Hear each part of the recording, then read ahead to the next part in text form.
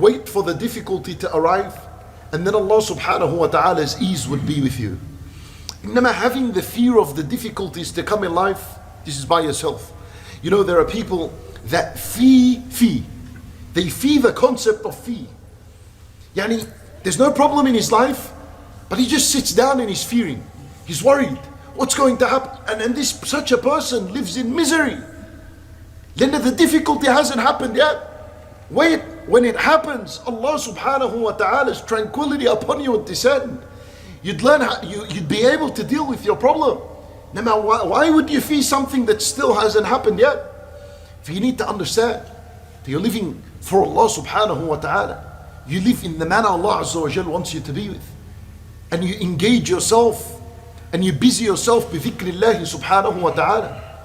Imam Shaykh al-Islam ibn Taymiyyah rahimahullah, he says that the one who doesn't busy himself with dhikrillah and he just keeps to himself and he has moments in life where he's just silent, doesn't do anything, you know what this does?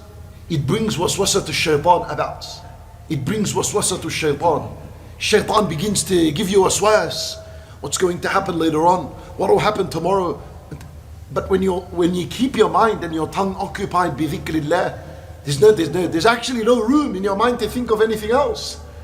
For waswasa to shaitan goes away. That's very true. It's very true. Sit to yourself and don't do anything. Watch where your mind goes. Watch where your mind is going to take you. To the most horrible of things. The only way you're going to protect your mind from these negativities is to keep it busy. And the best thing to keep it busy with is billahi subhanahu wa ta'ala.